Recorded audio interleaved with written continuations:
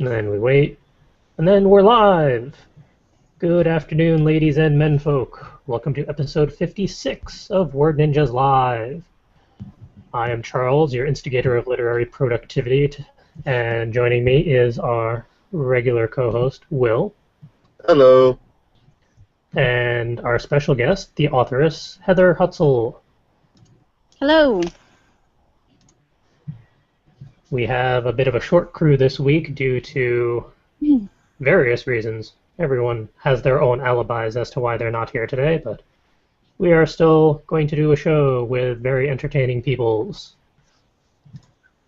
And as we do when we have special guests, we kick things off with our interview. And as we mentioned, we have the authoress, Heather Hutsell, who has done a whole plethora of books at this point. What's the current count for published books? Current published books is 11. Oh Soon my. to be 12. Yeah. And I've already read one of them. I have 10 more to go. And I think 4 more to track down. I'm curious why you chose that one to read first. Because it looked like it was the shortest one on my Kindle, and I didn't know how long I was going to be at the car place having my brakes replaced. But I figured either I'll get through some of it or all of it. In this case, it was all of it because I was there for a good while. Okay. I enjoyed it. And now I want to read the others. Although I don't have to go back to the car servicing for a while now, so I need to find other places to read.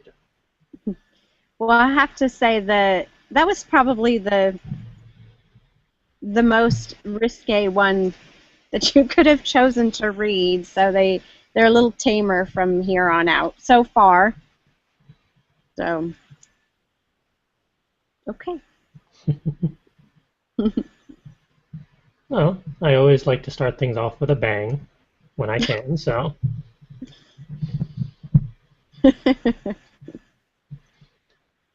All right. As we do, we always have some questions for our special guests. The first one is, what is one or two of your books actually about, and how did the ideas for them come about? And you are free to choose whichever ones you like, since you have almost an entire dozen to pick from. You just want to hear about one of them?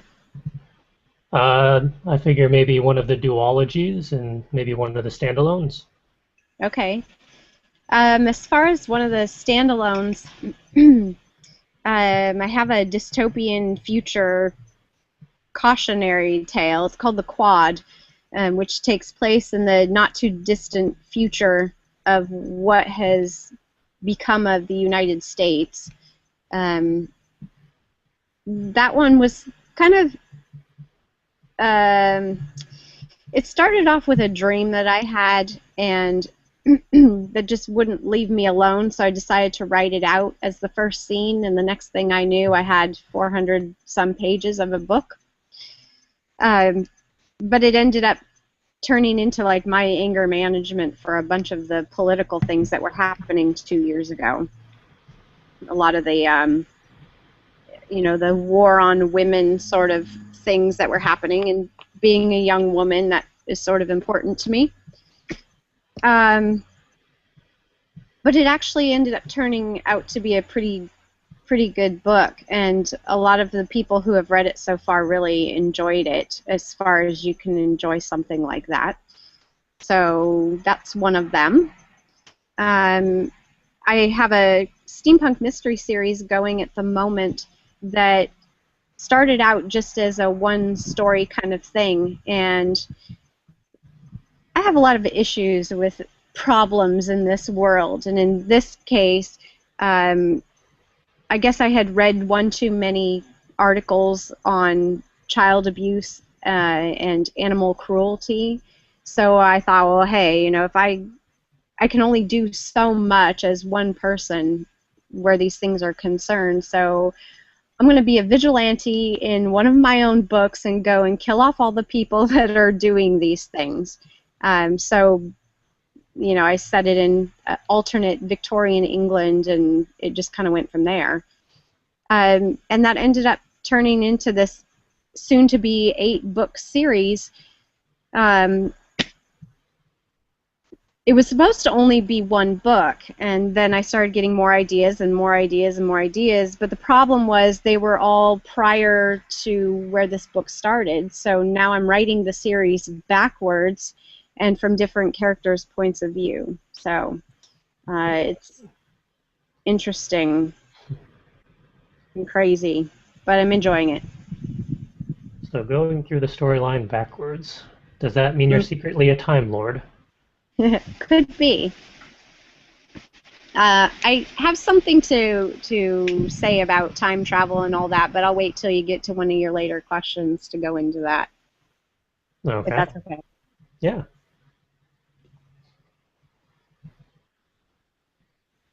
Which tab had the questions?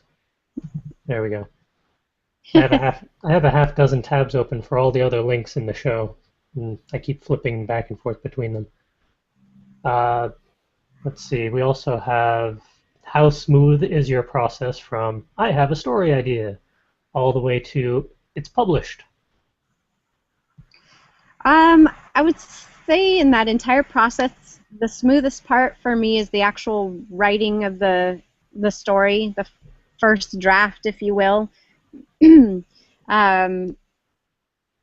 When stuff is just kind of flowing out and developing and whatnot, that really is easy. And I don't write in a linear format. I just kind of skip around and write whatever comes to me so I don't forget it. And then it gets harder as I get toward the end and fill in the gaps and have to actually wrap up the story, if you will.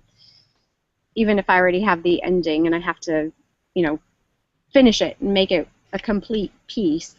Editing is my least favorite part, but I have 2 editors who help me with that, and then they kick it back to me again, and I edit it another time, and so I would say it starts off smooth and gets pretty bumpy, and then there's a nice end result. Kind of off of the list of topics, if this is okay, has one book or series been smoother than others? Yeah, I would say maybe my earlier ones, when I was doing less refining, which is not necessarily a good thing for the books, but as far as the process went, they were easy because when I felt they were done, they were done. I had one book, By Heart by Sun, that I put through my first editing, I put through both of my editors, and then when I took it back to go through one last time right before publishing it, I hated it, and I rewrote most of the book. So, these things are living entities on their own, and sometimes they like to disrupt the entire process. So Some of them take a little longer to cook than others. definitely. The one I'm working on right now just keeps getting longer and longer and longer. I'm already pushing 430 pages, and it should have ended by now, but it's a really pivotal part of the series, so it would make sense that it has more in it, and it's taking longer to finish. So, yeah. Cool. They're like children. They have different gestation periods, and sort of. Some are harder labors than others. And I'm not allowed to ask which one's your favorite, because the other ones would get jealous. Right. I I like them all for very different reasons. And I know that's a cop-out, but... No, I think that's a standard answer from authors. We all enjoy our works, and we don't want our other pieces to get jealous. Right. Well, I haven't put one out that I hated, so there is that. Well, that's good. That's not to say I don't have boxes and files full of stuff that I have written and hated, but, you know, works in progress. Yeah, I have a couple binders full of that type of stuff in the corner, collecting a lot of dust. Mm. I've had a few that I've held on to for years and gone back and rewritten and revamped, and they've actually turned into much better stories. And they may or may not, you know, end up in book form, but at least there's hope. I learned not to throw any of my stories away, no matter what. Yeah, it's definitely useful to hold on to stuff even if you don't want to, because some ideas or characters or stories, sometimes you're just not ready to write them yet, or you don't have that piece of experience in your life that helps connect it all together, or stuff like that. So some you just need to let sit on the shelf, Right. or Very true. or let them collect like 3 inches of dust on them. Exactly. No, stick them under that wobbly table leg. Yeah, they have to be used for something. Right. Lining litter boxes and, you know, wrapping presents.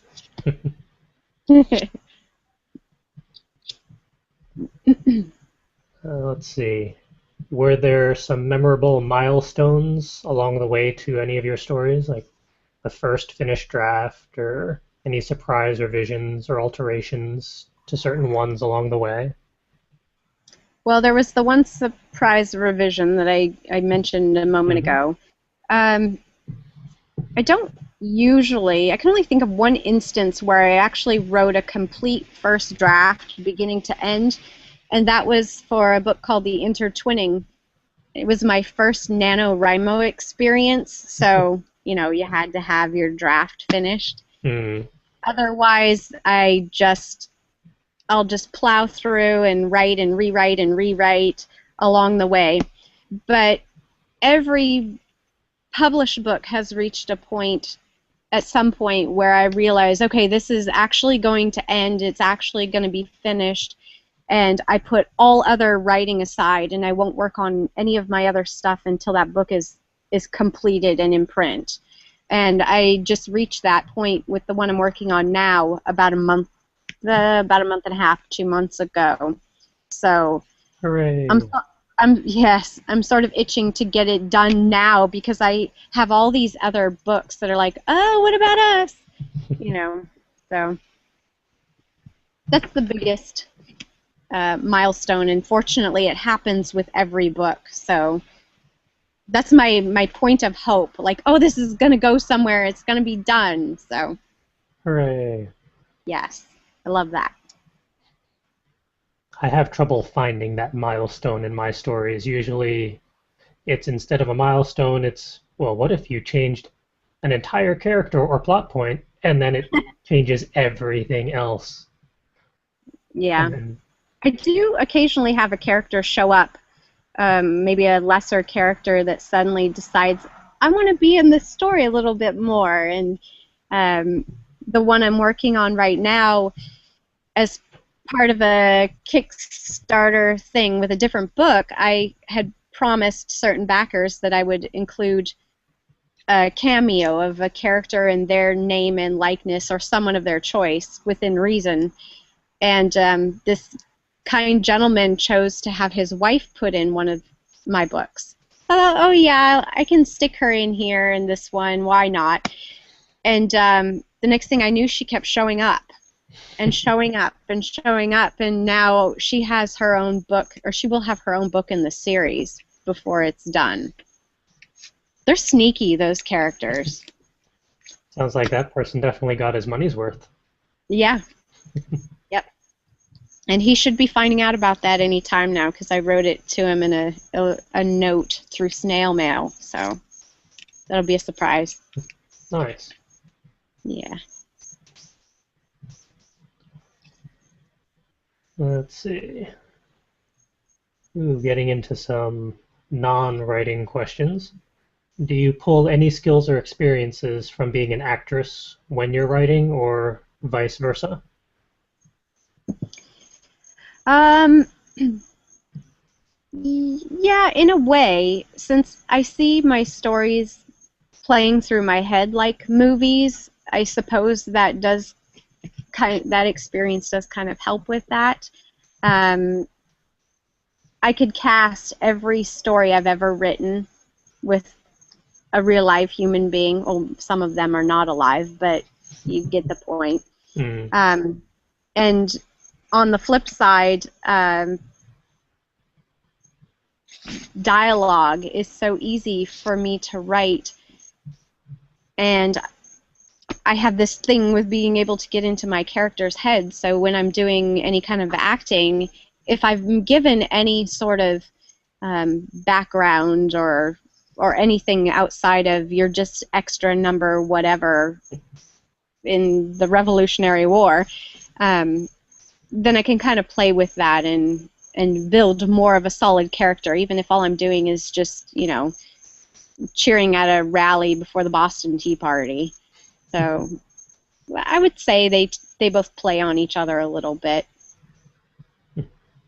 You only get to cheer on the sidelines of the tea party. You didn't get to actually throw the tea over. I didn't, and I would Oh, have to research this, but I don't think that there were any women involved with the actual throwing of the tea, which I wouldn't have been able to do, taxes or not. I mean, tea is important. We drink that stuff. I know that's missing the point of the whole thing, but anyway. maybe just pretend to throw the box overboard and then just, oh, it happened to find its way to my house. How did that happen? Shove it under those skirts and in the bodice, That's Yeah, what all the petticoats are for. exactly. Oh, that gave me a costuming idea. Thanks. Thank you. Oh my.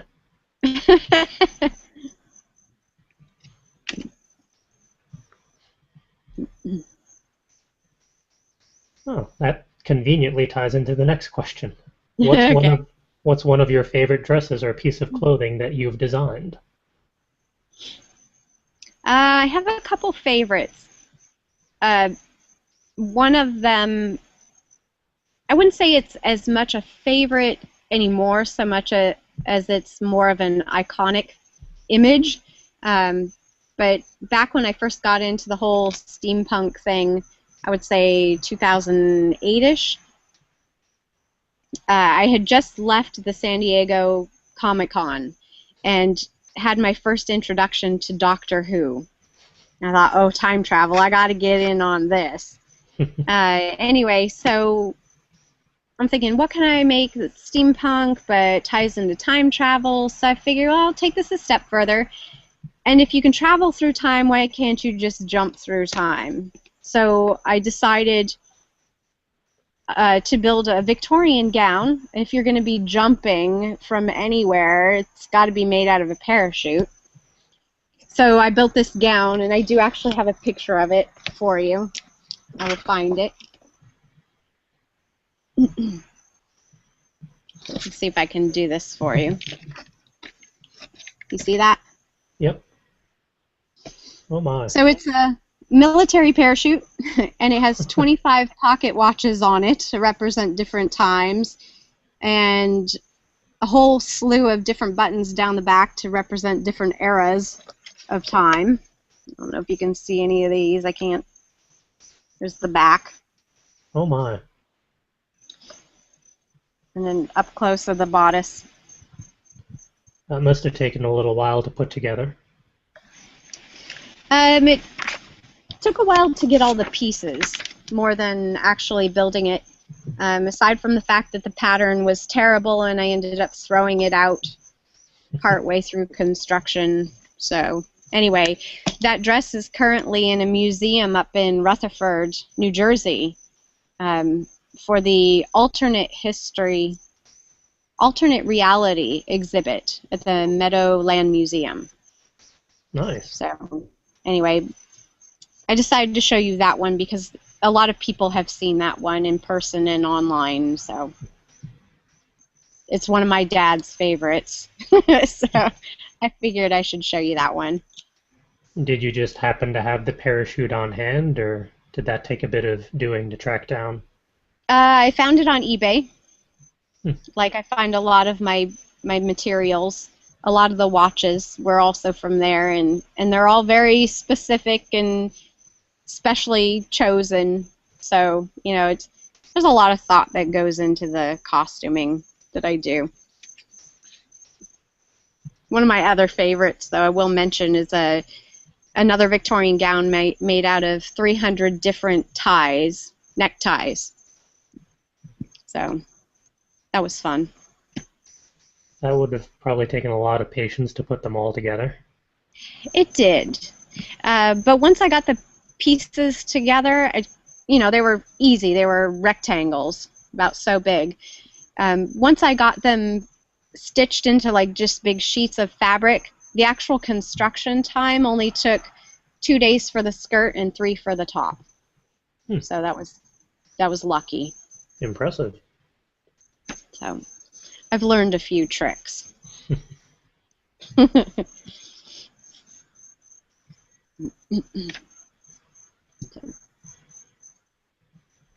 Let's see, what else do we have? Next one up would be, what advice to fellow writers in regards to writing or just submitting or getting published would you be willing to give us? As a self-published author, just be prepared to do a lot of work besides the actual writing. If you can have a good editor or editors, that's a really helpful thing to have, and it will save you some time and pain. The marketing is the hardest part for me, so I say just get out there as much as you can, use social networking, conventions. I do as many shows as I can get away with. Even little stuff, little festivals and street fairs are good. Contacts, make as many contacts as you can. Advice that was given to me by non-writers was just keep writing, keep writing, keep writing, keep writing. And I'm lucky in the sense that I write just about anything and everything, so I have an audience.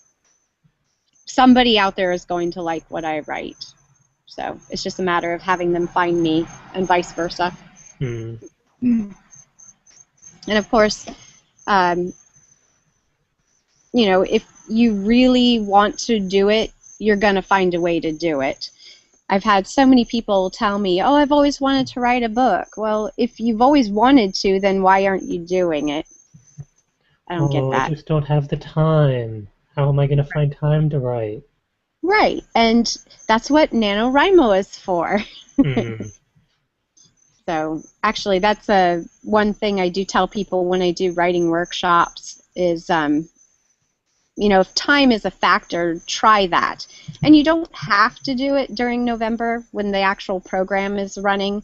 It's nice because you get the, the pep emails and the little tips and stuff like that. But any month that has 30 days in it, you can do it too, if you have the discipline. That's really what it's all about. Yeah, So. I just had to do the math of how many years I've done Nano. Apparently this is going to be my 12th year, which is scary. Well, that's cool. I only did it 1 year, and I was like, well, this is cool, but I need to write books faster than this. So there you go. And that's what Novel in a Weekend is for. I don't know if I could do that. I would have to go away to like a cabin in the woods somewhere, some sabbatical of an English cottage in the countryside where nobody knew where I was. That's not really a bad idea, actually.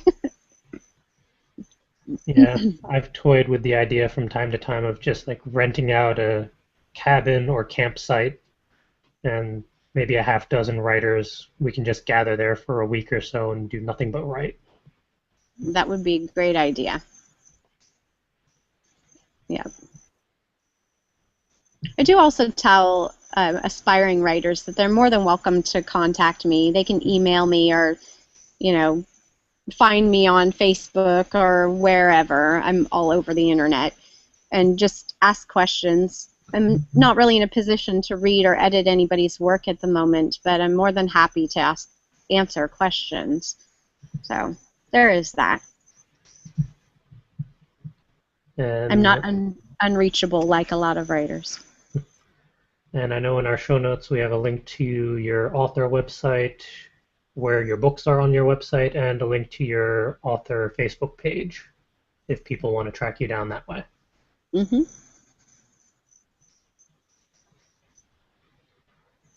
Which kind of ties into the last question of where can viewers and listeners learn more about your works? Once in a while, I will keep a blog on my website. I've been kind of lazy about that recently, but I will update on what I'm working on, what sewing projects I'm working on, what I'm going to be acting in, what shows I'm going to be going to, that kind of thing. So I'm easy to reach. I'm really easy to find. So I'm also on Twitter. If you do that. Mm-hmm. And not on the list, but are there any conventions coming up still in this year that you would like to mention that you'll be at? I will be at, let's see, end of September, I will be doing Steampunk Unlimited, which is being held by the Strasburg Railroad. I want to say Lancaster is the closest big city to that, Pennsylvania. So that'll be a 3-day thing, I believe the 26th, 7th, and 8th. October, I'll be at the International Steampunk City show in Morristown, New Jersey, and that is October 11th and 12th. In November, I will be in Charleston, South Carolina at Atomic Con, and I would have to look up the dates for you on that, but I think it's the 15th, 16th, and 17th. And so far for this year, that's it. But there will be more, I hope. Nice. That should keep you nice and busy. Yep.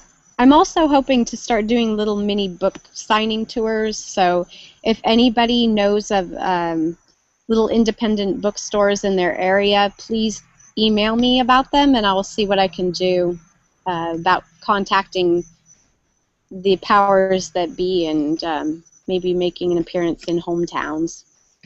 So. The only one I'm familiar with, I'm not on the best terms with. Well, we can skip that one for now. And the other ones are all used bookstores, but still independent. Mm-hmm. That will work too.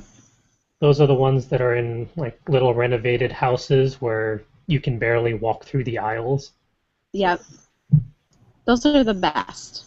My favorite near me is the Book Barn, which is literally a barn that they converted into a used bookstore. Nice. I still want to see that place. Next time you come up, maybe prep for Rhode Island Comic Con. We'll take a trip down there. Yay. You've already inducted me into the $2.99 fabric store, so now we need to get to the bookstore.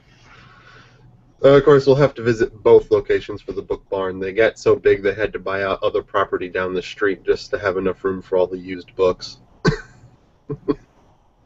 I might have to save up for this.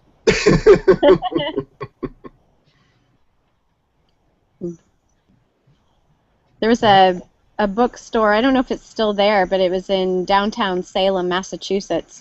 Tiny, tiny little place, and so many books that they just towered over you. And you took your life in your own hands going in there. You could have been crushed under an avalanche of paper, but it was a neat store to go into. they had their mountains of books like tied off so they wouldn't fall, hopefully. It's pretty cool. And then it's dangerous to try and pull out a book that you want if it's not at the top of a pile. Exactly. You'd have to take like 3 friends in there to hold the stack still so you can pull the bottom one out. Yeah, been there, done that. Although I usually skip the friends part and then everything topples everywhere. And then you just make sure you have an exiting point. Mm.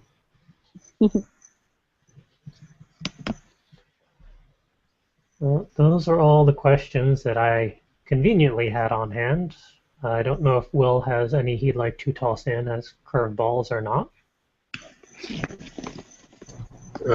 Nothing I can think of. Excuse me. Is there anything, Heather, that you would like to toss in that we did not ask or cover? I didn't make notes for that, but none that I can think of off the top of my head. All right. Well, in that case, it's about time to move on to the next segment. Let's see. Back to the other tab, scrolling down. We're actually going to get to talking points, which we've skipped the last 2 weeks for various reasons.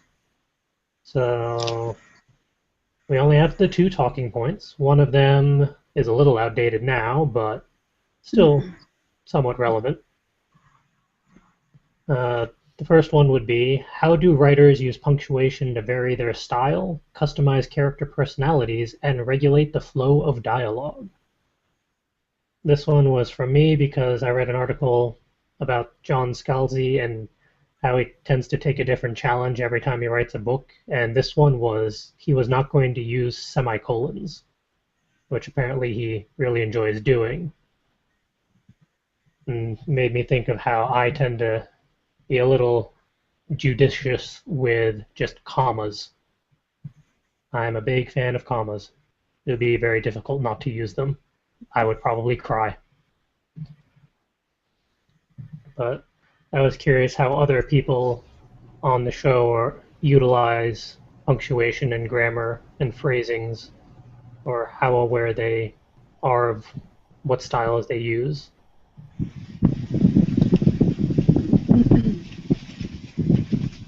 I personally like to abuse commas a lot. Yay, I'm not alone. One of my editors, most of the stuff that she'll catch and give me notes on is my commas, and she's so sweet. She'll just put these little notes that say, I don't think a comma is really necessary here, or this disrupted the flow for me just a little bit, There'll be like 40 of these in, the span of 3 chapters. So, I don't know. I throw them in where I feel there is a pause. So, that's my biggest abuse with punctuation. I might be just as guilty as that too. I'm not sure. I never really paid attention. I just try to make sure I have the periods where they belong, and the commas where I think they belong, and semicolons and colons and interabangs. No umlauts. No umlauts. I once got questioned about the use of ellipses as well. I used to use those. Those are kind of tricky to utilize. I would use them for pauses, and someone was like, I think that should just be a comma. I don't know. Maybe. Now I just try to use them when people trail off. Ellipses and hyphens, and people get interrupted. And then there's the difference between just the hyphen and then the N dash and the M dash, and which one to use when. I don't know what those are, so. Hyphen is the really short one. Mm-hmm. N dash is kind of the middle one, and then the M dash is the really long one. Oh. I know at my day job they have very specific rules as which one should be used when, and theoretically I'm the gatekeeper of that, so I have to remember it. In my own writing, all bets are off. I use the one that's on the keyboard that I only have to hit Control, Shift, Shift key. One.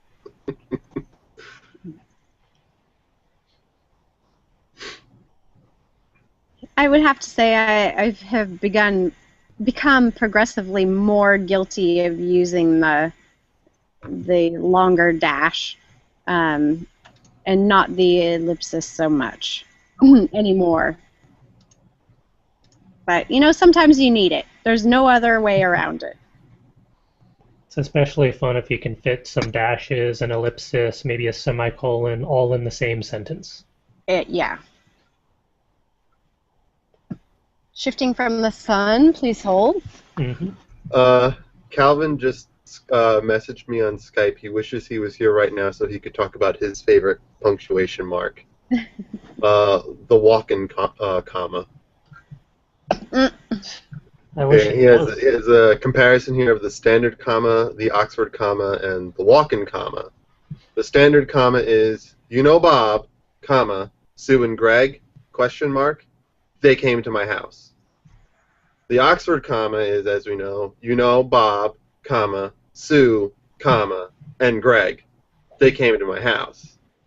And then there's the walk-in comma, comma, Bob, comma, Sue, comma, and Greg, comma, they came, comma, to my house.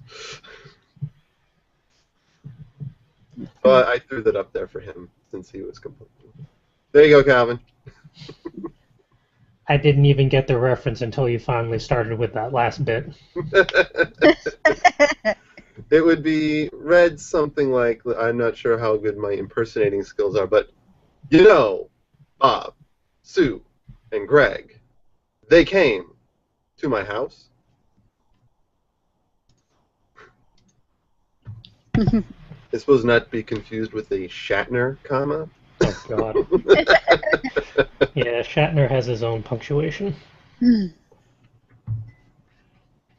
You could ask him about it at Rhode Island Comic Con if you want. He'll be there.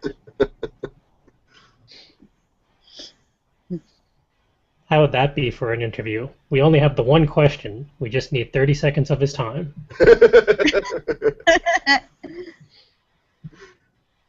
We just want to talk about dramatic pauses. Funny.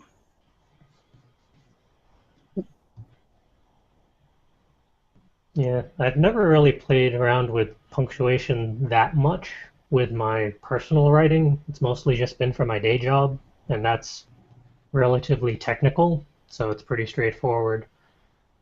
I want to play with punctuation a little more in my stuff. Have different characters utilize different styles. Maybe one of them can be a comma fan, one just prefers ellipses, stuff like that in their dialogue.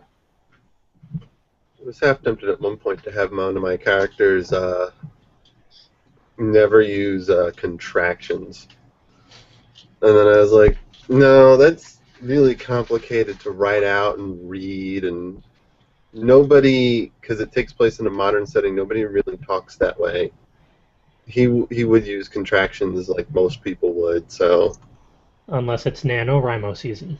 Well, yeah, then you don't use contractions, because you need the word count. Right. I did I guess it would be the second to last book that I put out. For some reason, I decided because this character was proper and British and a professor that he would never speak with contractions. And so I wrote it that way without them. And when I went back to do a read-through, I was like, this is terrible. This is awful. Nobody would talk or think this way. So I went through and I didn't get rid of all of them, but most of them had to go. Non-contractions, I should say. So I wore out my apostrophe key. Fixing that. I know some people use that contraction or not contraction style for very stuffy characters or ones who want to be very proper, and they only go into contractions when they've gotten flustered or angry. to show the shift in emotions. Right. I like to do that with accents and slang. Yeah, it's fun to do that in my zombie apocalypse verse. One of them has a southern accent every once in a while when things start going south, figuratively and literally.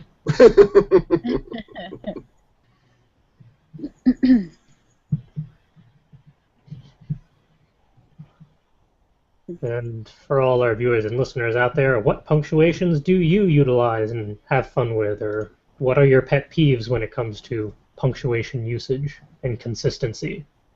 Post in the comments, even if it's in the future. Because we'll talk to even future listeners.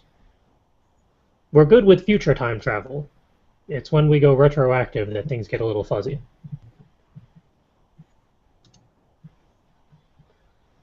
And in the show notes on the website, the link to the particular article I mentioned is there, and kind of his whole, John Scalzi's explanation for why he wanted to test himself.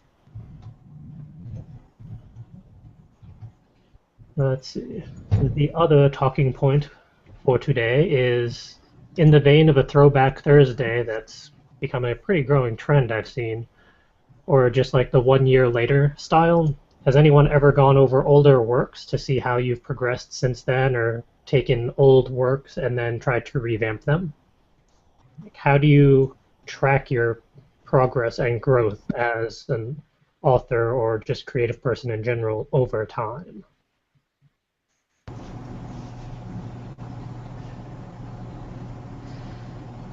I don't. I hate rereading my old work to the point where I have trouble editing the work that I need to edit just because I don't want to reread it. That sounds like me in editing the audio episodes of the show. I've already experienced it. I don't want to go over it again. Yeah, I'm not a fan of rereading my own work. I embarrass myself. Especially like really old work. I don't even want to go back to reread the first few chapters of Roommate because I know that I feel I've progressed so much since then over the past 25 chapters I've written, and I'm like, this is horrible compared to what I write now. I want to rewrite everything. I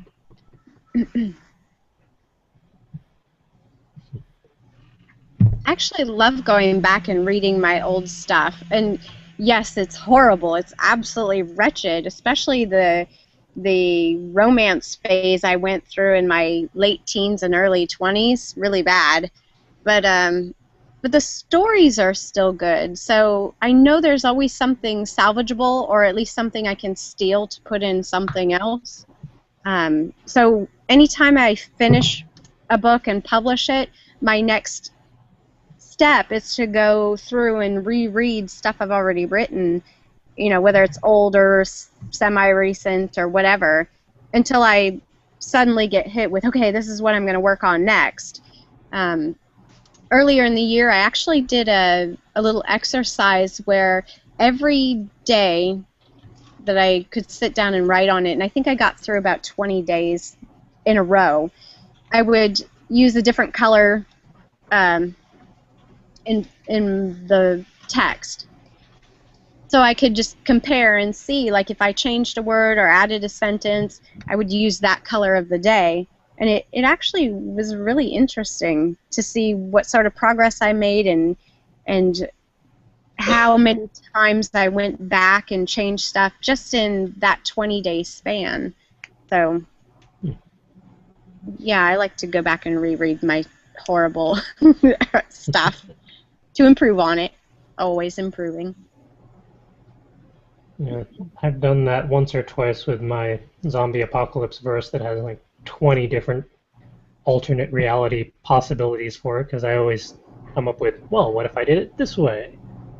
And thanks to the magic of tracked changes in Microsoft Word, it's a lot easier to just put that on and then fiddle around as much as I want, so I can see what did I pull out, what did I shift, what did I add in. I can add comments of, like, this is absolute rubbish. Pull this out and never look at it again. Stuff like that. Yeah, it's definitely useful to go back every once in a while, even if it's just skimming to see how things have progressed, or if Mm. it's something that you want to revamp, or just kind of pull stuff from for other endeavors. It can be very useful, which is why it's And important to never throw away your work. Always have a copy somewhere, and then have a copy of that copy. Because I've had my fair share of hard drive crashes or SD cards snapping in half, and then there are no backups of certain files, and then I say many things I'm not allowed to say on this podcast because we are live. That's what the Not Suitable for Word Ninjas podcast is for. I think that was episode 2 or 3. I've actually had people, I'll say people just to be nice, but just one person take some of my stories and trash them because they didn't like things that were in them. So yes, having backups is always a good idea. I mean, it's one thing if we trash our own work, but if somebody else does, Like literally trashing them, yeah, Oh, that's not acceptable. no, it's not. Period. Nope. Never literally trash someone else's work, or figuratively for that matter. Constructive criticism is acceptable. Non-constructive criticism is not. Needless to say, that person is no longer a part of my life, so it's okay. We will not ask where the body was buried. Better that you don't. Yeah, I have trashed some of my own stuff, but that was mostly high school or very early college stuff. And even now, I do regret it to a degree because I know there were a couple concepts amongst them that would be fun to play with now, but I don't remember what they were. Yeah. I just know that I enjoyed them. But that's not enough to work with. Right.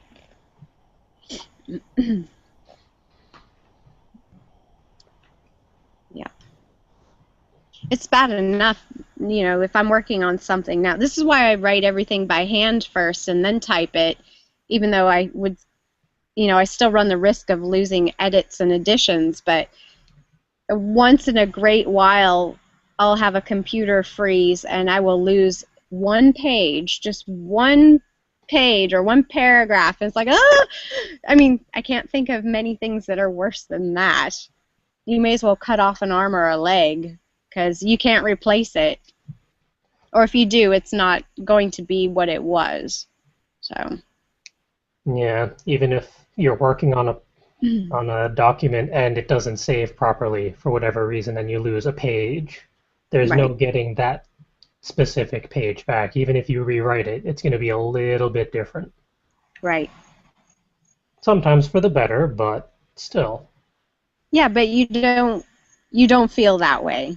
Yeah. It's still something that was. It could have been better. It could have been the best. So. It's something that you put time and effort into. It's always painful when something like that is lost for whatever reason. Right. I think that's why NaNoWriMo always stresses to back up regularly. Yep. I've gotten in the habit now of hitting save anytime I add anything. One word, one sentence. If I pause for longer than, 2 seconds, I'm hitting save. So I know better now. Yeah, I tend to do it every paragraph or so. And I also have all those programs set to auto-save after like 2 or 3 minutes, Mm. just in case I forget or get distracted or something. that's As why I I do. love writing in Google Drive. It automatically autosaves like every few seconds, or every time you stop typing for more than a second, it saves. So long as you have a steady internet connection. Yeah, as long as you have that.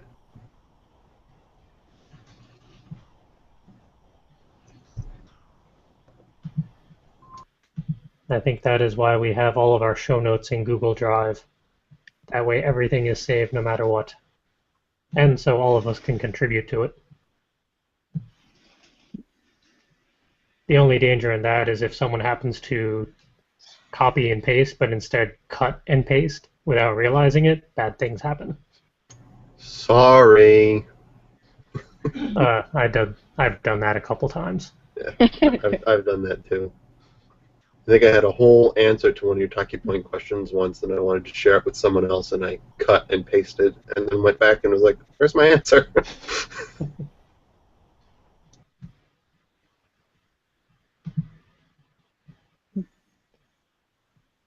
And to our viewers and listeners, post your responses to this talkie point in the comments on our YouTube channel or on the post on our website if it's the audio version. You can just respond out loud, but I don't think we're going to hear you at the time. You never know. If someone happens to listen to the podcast and we just are right there, that would be actually a little scary, but impressive at the same time. Let's see. Are there any random talkie points or things people would like to bring up? All right. Onwards to the highlights reel for this week. I'm not going to click on every single freaking link that we have because we have many, but in the news I've culled 1, 2, 3, 4, 5, 6, 7, almost 10 different videos of various authors responding to the current ALS Ice Bucket Challenge. Because there are a lot of them out there participating in that, which is pretty cool. And some of them actually take the time to explain what ALS is and why people should be donating and learning more about it rather than just only getting a bucket of ice water dumped on their head, which is entertaining, but the education is useful as well. All of the links to those videos are in the show notes. Each word on the news piece is a different video. And there's a couple authors I have not heard of before. I was just doing a search for as many as I could find, so it's definitely worth checking out if you can. And not that one, other tab. The website link is correspondingly to the ALS Association website, so you can learn more about what the Ice Bucket Challenge is, how to donate, why people should be more aware of it and chip in and help out.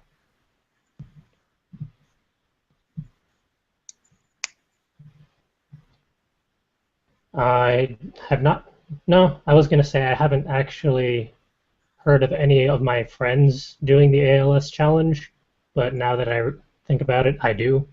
I know Richie from the Fairy Tale podcast got 2 buckets dumped on his head earlier this week. And I'm sure some other people have as well. I just haven't been in touch with them.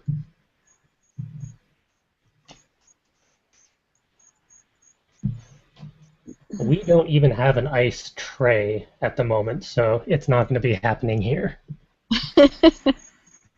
Although I could say that I've done the equivalent whenever a couple of times that I've visited Will and Ed when their hot water heater decides not to have any fuel or just not play nice. That might be colder than ice water. If you're visiting in the winter, which you usually are, yeah, it's equivalent. Yeah, I had trouble understanding why people freak out at just having a little bucket of ice water dumped on their head. Like, how bad could it be? But then I thought, well, Will and Ed shower when there's no heat. That does kind of just shut down your entire system. Mm-hmm. Which I believe is supposed to be symbolic of what it feels like to have ALS. So maybe if you can't create ice on your own, just use 0 hot water in a shower.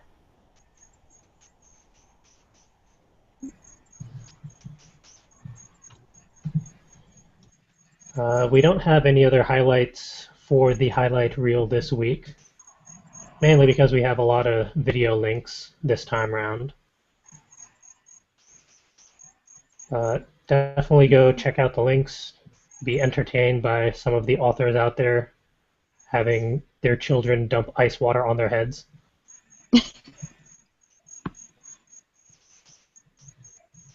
Let's see.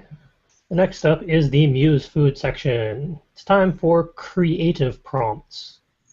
Not just writing prompts. We are doing a test run of some other stuff as well. And let's see, it's that tab.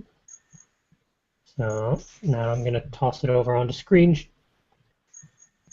I'm going to close the other window so I can toss it onto screen share, because this one's fussy. And then we do this, and then we hit share, and then people can see the writing prompts. And let's do that so you can see the whole page. Each week we provide various writing prompts, although now we're expanding to creative prompts. We'll be revising this in upcoming weeks until we are more content with our offerings, but this week we are providing 10 one-liners, 10 one-worders, a combination of Rory's story cubes, and we now have a page 2 which provides a musical prompt and an artistic prompt. For those of you out there who do more than just put words down onto paper. But we are going to kick things off with the writing prompts, since those are on page 1. We normally cycle through each one, so each person on the show gets one of the little fiddly bits. If you're interested, Heather, you are welcome to join us and do one of these various pieces. Or you can just sit back and laugh as the two of us try to interpret some of the other things in here. Okay.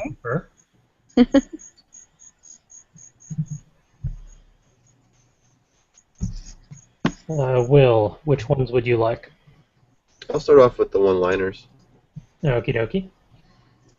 Alright, so our one-line writing prompts for this week are, "That might not hit, which would be unfortunate. I'm not depressed, it's just the day after con.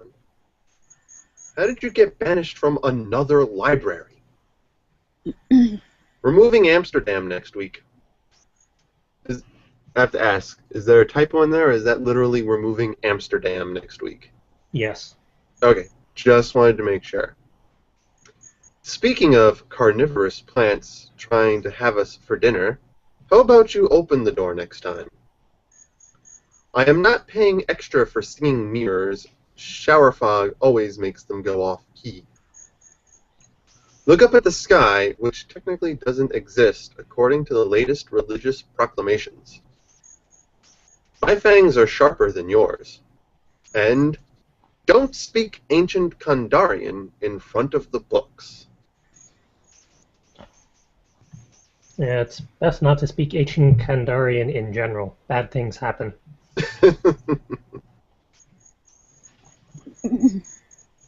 All right.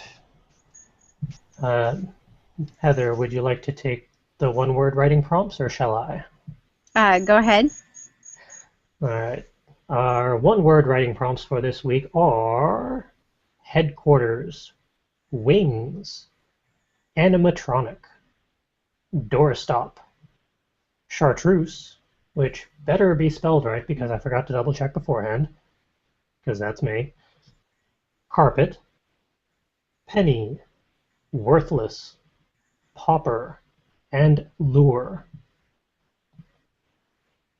And it's been forever, I think, since I've actually done an interpretation of the story cubes, so I'll take these for this week.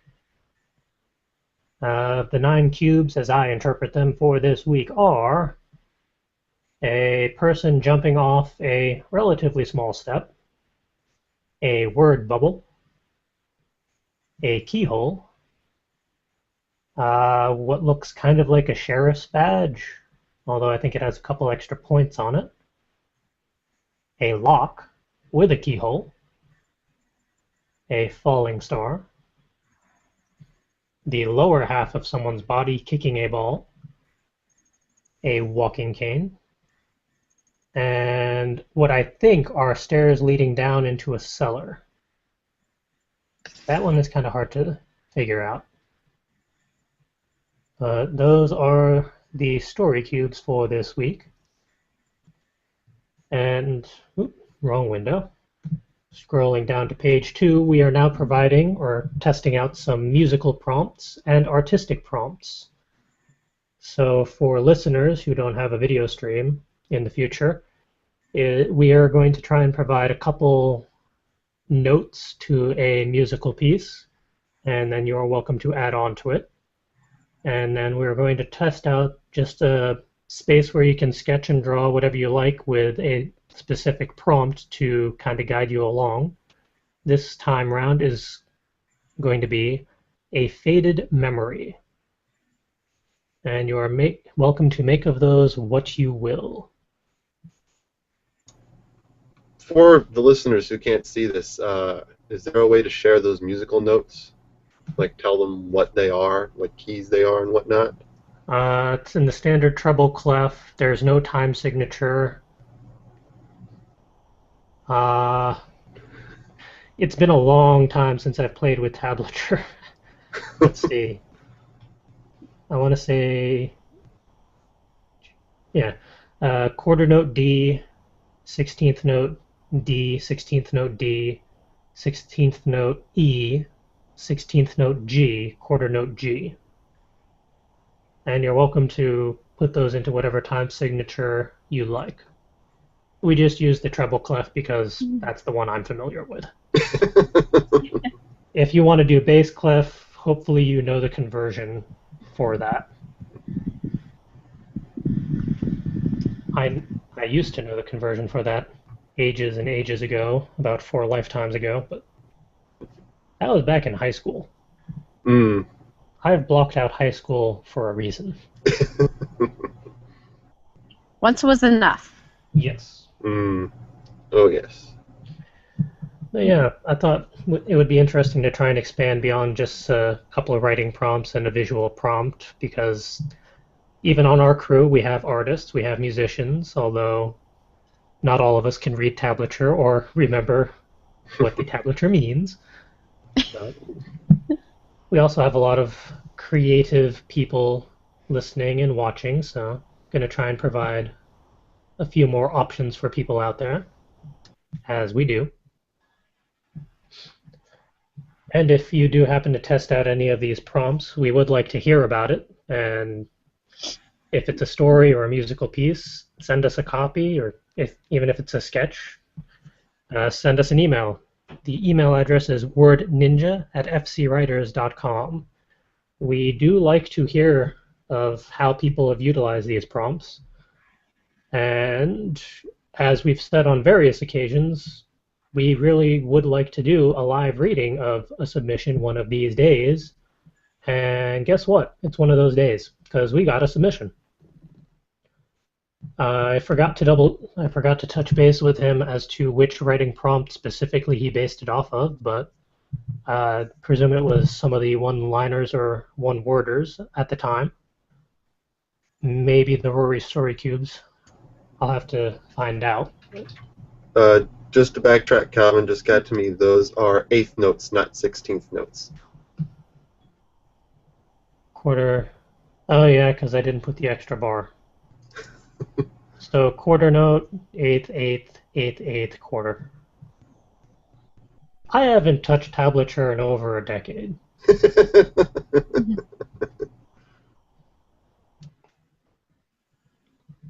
All right. The submission that we got is an unfinished flash fiction piece. It goes, the pamphlet spoke of increasing nocturnal love by strip building a sandcastle with nuts as ornaments and a balm to hold them on while listening to thunder. My brain really hurt from that, but there was no reason to panic since there weren't any symbols or runes anywhere. Oddly, there were no copies on the ground, which you would usually see when people are handing everyone who walks by the sand sculpture competition. The entries were stupendous. But where were the builders, judges, and spectators? I saw the circle as I stepped across the edge. A distraction, all M dash. And that's all we have. I am kind of curious what happens after the M dash. Must have been some distraction. But yes, even if it's a small submission just like this, we would be excited to get a copy of it and read it on our show.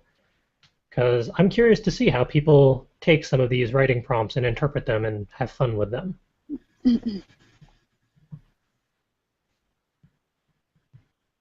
I want to know what happened to the builders.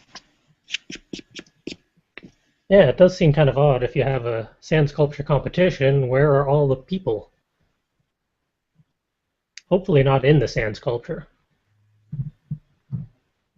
Probably depends on the type of story this one's going to be based off of or become.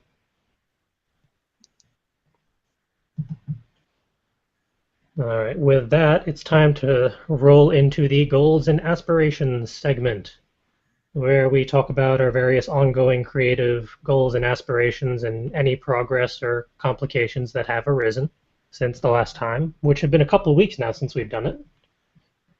Unfortunately, we are missing a good portion of our crew, so we're not going to get many updates. But to compensate for that, I always have a ridiculous amount of them. All right. I've broken mine down for 3 different ways. We got Inspire the Muse endeavors, so Terror 2015 stuff. Continue coordinating convention logistics. For Inconceivable, a majority of the photos that were taken have been posted on the website. We are still working on getting the press recordings finished, wrapped up, and posted accordingly. The Brooklyn Book Festival, I'm still coordinating press logistics for Calvin and myself, and possibly Justin if he's able to join us, which is also going to be a bit complicated since that's on a Sunday, the exact same time as our show. So we're going to have to figure out how that's going to work. And it's also the same time as Banned Book Week, which is around September 12th, give or take. I want to do something for Banned Book Week, but I don't know what. And then the only other convention we have on the docket is Rhode Island Comic Con from October 31st to November 2nd. I'm still coordinating some press stuff and getting a lot of help behind the scenes for that, which is fantastic. And at some point, I'll coordinate stuff with Ed for all the booth stuffs. Still working on partnerships and affiliations. That's a slow burn project, but I'm poking at it. I need to touch base with some artist peoples to figure out some Terror 2015 stuff, but that's been hard going. Hey, interviews and networking. We actually had one today. Hooray. And we have a couple other in the works. And I have, I think, 20 emails drafted to various authors and publishers and agents and stuff.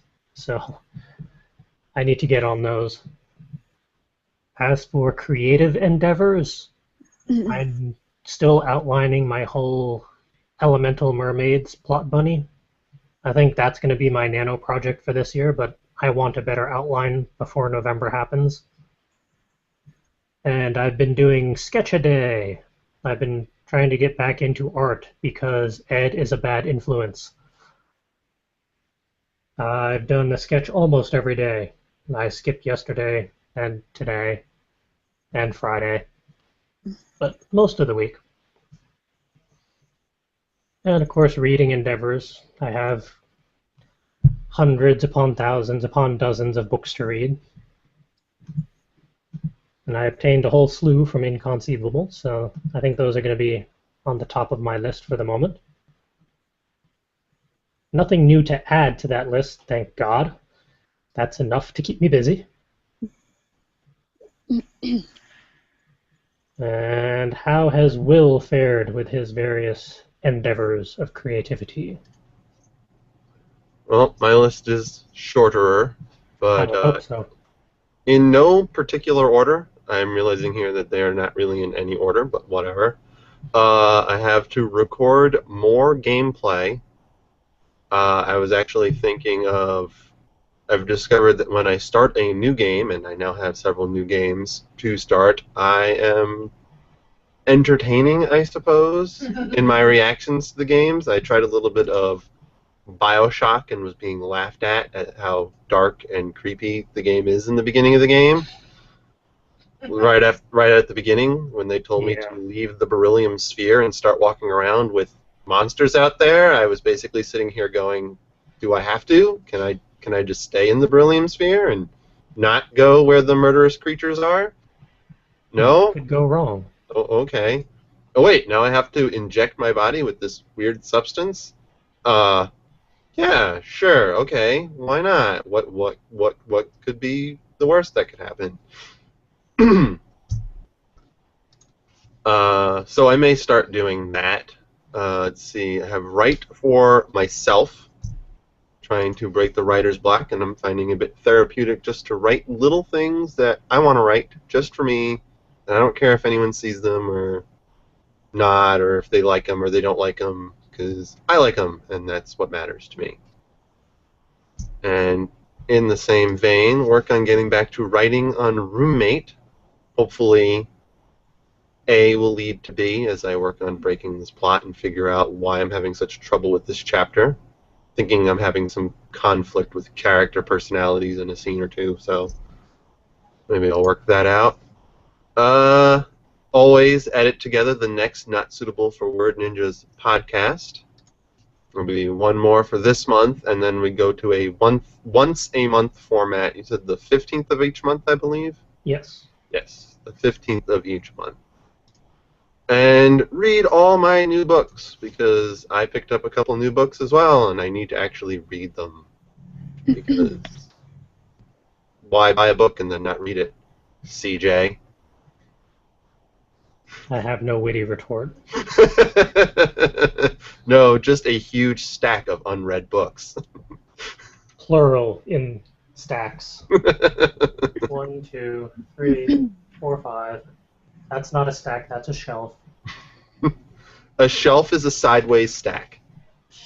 7, because that's double stacked. See, I just have, like, well, I was going to say 3 books, but one of them is a quintet, so 7 books. You have 7 stacks of books.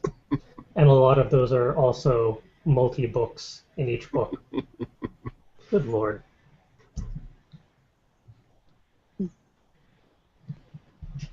One book. I told him next time he's up here, we're taking him to the book barn. Right, we've never taken him there. Mm-hmm. Have we? A whole barnyard full of books. Mm-hmm. Most of them $1. Yeah, they're pretty inexpensive. I only have so much space in my car. Did I just get something bad said to me? He says there's only so much space in his car. They accept trade-ins. You can sell old books to them. But I haven't read them yet. Old books you've read. But I like those. Just putting it out there. But that's pretty much it for my list. Alright. And the reason we kind of go through those each week is to encourage each other into productivity and creativity, because sometimes it helps to be a little accountable. If we say it on a live show, it's recorded. It's out there on the internet. There's no going back. If we don't do what we say we do, people are welcome to poke and make fun of us. Or remind us, like, hey, you forgot to do that. My crew is pretty good about doing that to me. Usually more making fun of me than, hey, you should have done that, but it's fair game. All right, as for upcoming events, as we mentioned earlier, myself, Calvin, and possibly Justin are going to attend the Brooklyn Book Festival on September 21st. That's in Brooklyn, New York. That one's going to be a lot of fun. And I'm still hoping to get us press badges so we can do some recordings and maybe get to talk to some of the authors there. But if not, then we'll just do a regular review of the event afterwards. And then we get a break, as it were, until October 31st for Rhode Island Comic Con in Providence, Rhode Island. That is going to be the biggest convention that we have ever worked at or attended for some of us. It's going to be most of the crew and our affiliate, Itty Bitty Sheep, and various other friends from other conventions that we've made. So that one's going to be a lot of fun. And I'm not talking about 2015 stuff because, no, not yet. They're on the list. They're in the show notes if people want to check them out, but too early.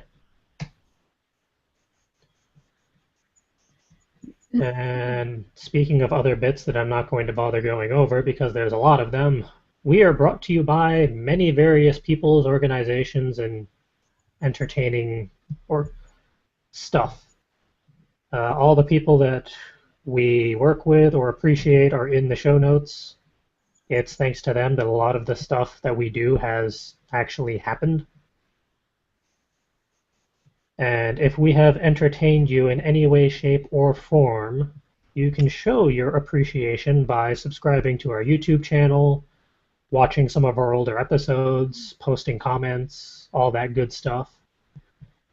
Just search for Full Coverage Writers. We will pop up. Or Word Ninjas Live. That's the weekly show. We also have book reviews on there, a couple gaming videos, which I need to get back into myself because it's been a good while, and all sorts of other stuff. We also do all of the panels that we've done at conventions have been recorded and will be posted there. So if you can't make it to a convention, you can still catch some of our panels. They are pretty entertaining. And Will's specifically are NSFW, so at least wear some headphones when you listen to it.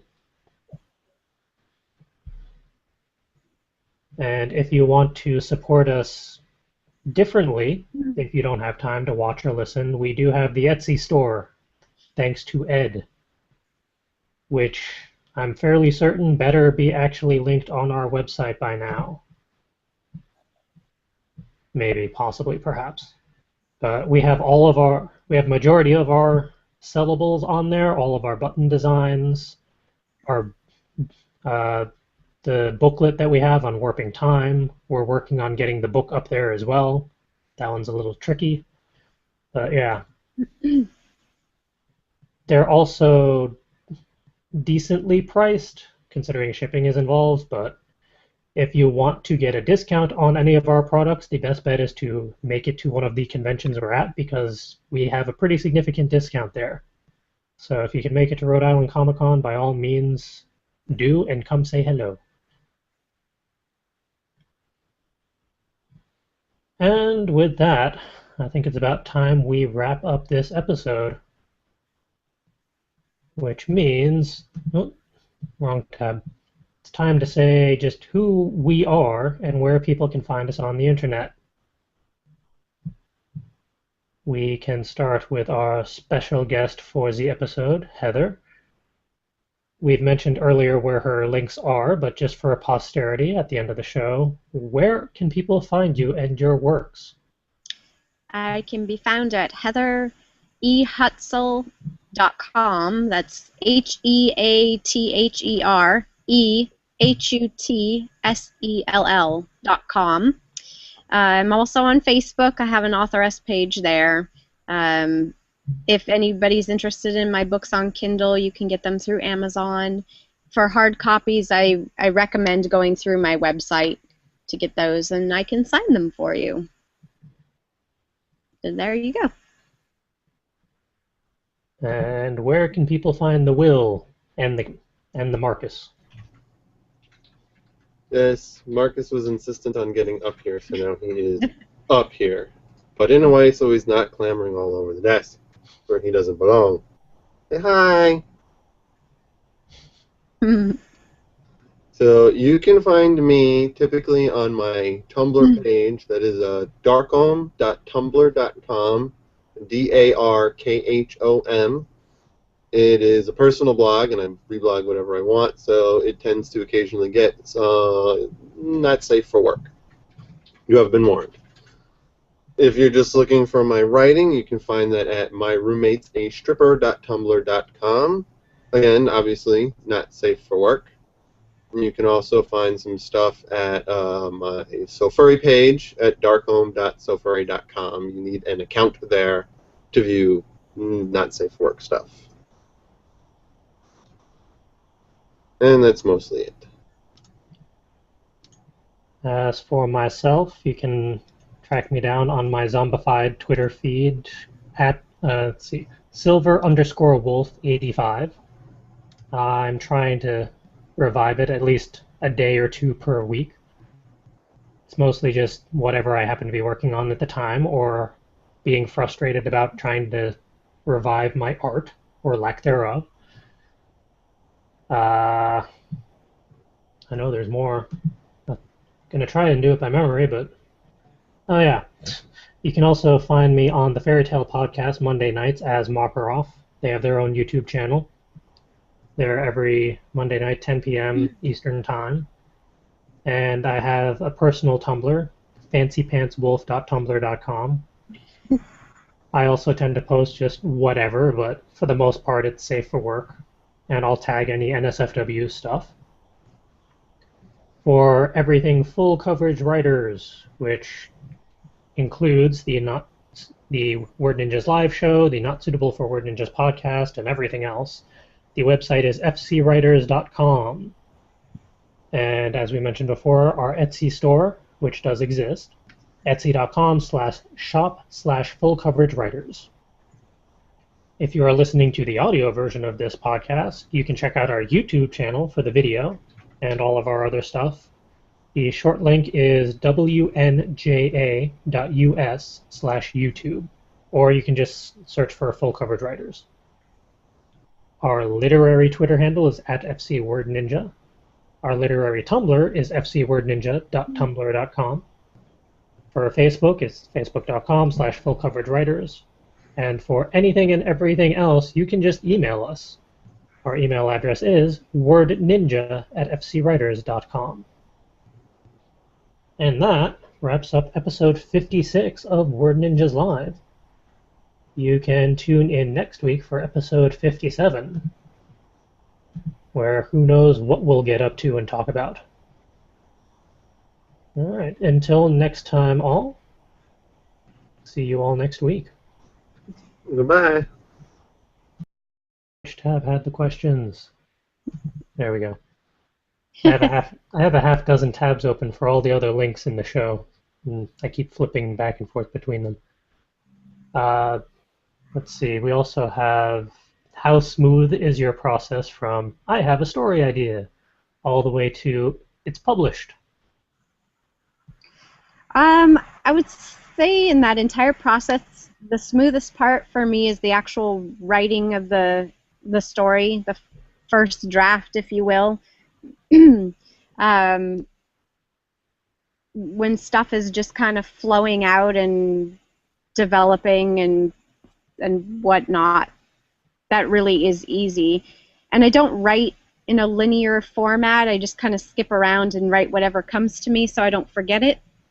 And then it gets harder as I get toward the end and fill in the gaps and have to actually wrap up the story, if you will. Even if I already have the ending and I have to, finish it and make it a complete piece. Editing is my least favorite part, but I have 2 editors who help me with that, and then they kick it back to me again, and I edit it another time, and so I would say it starts off smooth and gets pretty bumpy, and then there's a nice end result. Kind of off of the list of topics, if this is okay, has one book or series been smoother than others?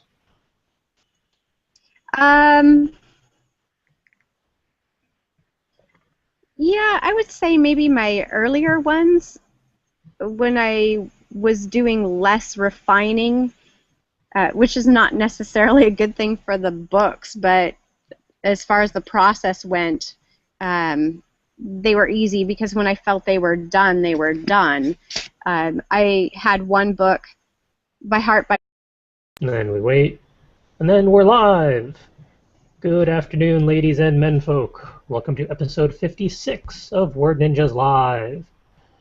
I am Charles, your instigator of literary productivity, and joining me is our regular co-host, Will. Hello. And our special guest, the authoress, Heather Hutsell. Hello. We have a bit of a short crew this week due to various reasons. Everyone has their own alibis as to why they're not here today, but we are still going to do a show with very entertaining peoples. And as we do when we have special guests, we kick things off with our interview. And as we mentioned, we have the authoress, Heather Hutsell, who has done a whole plethora of books at this point. What's the current count for published books? Current published books is 11. Oh Soon my. to be 12. Yeah. And I've already read one of them. I have 10 more to go. And I think 4 more to track down. I'm curious why you chose that one to read first. Because it looked like it was the shortest one on my Kindle, and I didn't know how long I was going to be at the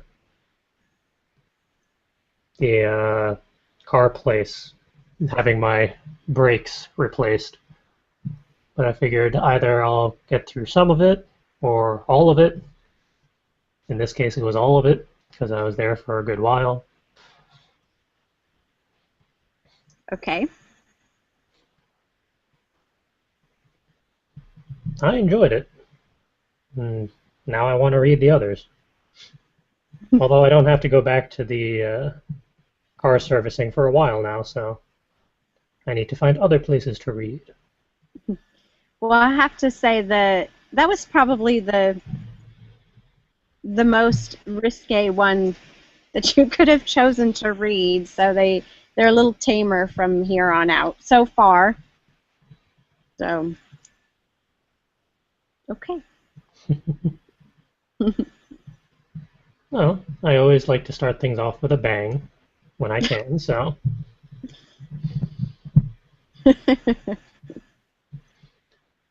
All right. As we do, we always have some questions for our special guests. The first one is, what is one or two of your books actually about, and how did the ideas for them come about? And you are free to choose whichever ones you like, since you have almost an entire dozen to pick from. You just want to hear about one of them? I figure maybe one of the duologies and maybe one of the standalones. Okay. As far as one of the standalones, I have a dystopian future cautionary tale. It's called The Quad, which takes place in the not-too-distant future of what has become of the United States. That one was kind of... it started off with a dream that I had, and that just wouldn't leave me alone, so I decided to write it out as the first scene, and the next thing I knew, I had 400-some pages of a book. But it ended up turning into like my anger management for a bunch of the political things that were happening 2 years ago. A lot of the, the war on women sort of things that were happening, and being a young woman, that is sort of important to me. But it actually ended up turning out to be a pretty good book, and a lot of the people who have read it so far really enjoyed it, as far as you can enjoy something like that. So that's one of them.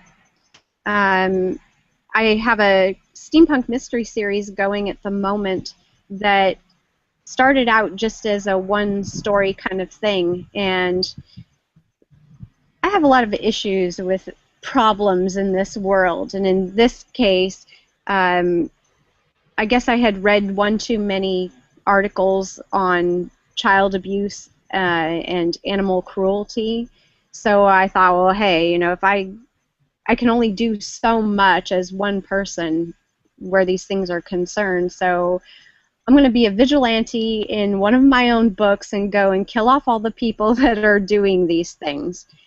So, I set it in alternate Victorian England, and it just kind of went from there. And that ended up turning into this soon-to-be 8-book series. It was supposed to only be one book, and then I started getting more ideas and more ideas and more ideas, but the problem was they were all prior to where this book started, so now I'm writing the series backwards and from different characters' points of view. So it's interesting and crazy, but I'm enjoying it. So going through the storyline backwards, does that mean you're secretly a Time Lord? Could be. I have something to say about time travel and all that, but I'll wait till you get to one of your later questions to go into that. Okay. If that's okay. Yeah.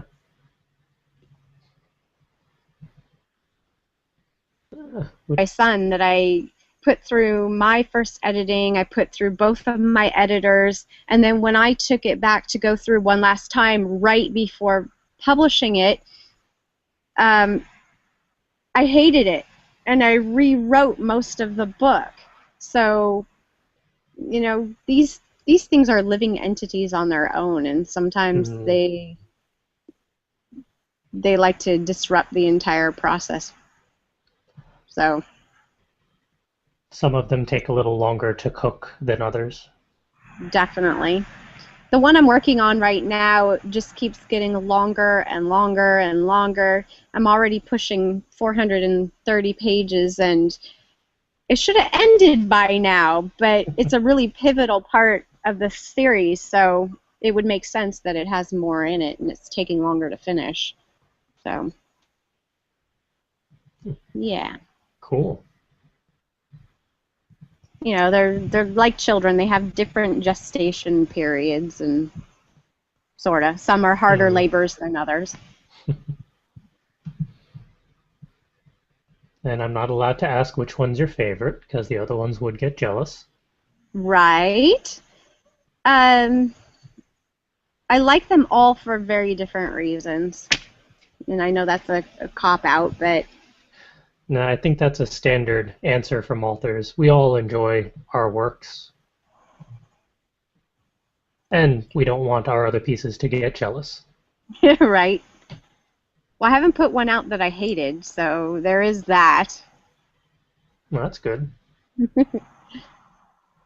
That's not to say I don't have boxes and files full of stuff that I have written and hated, but, works in progress.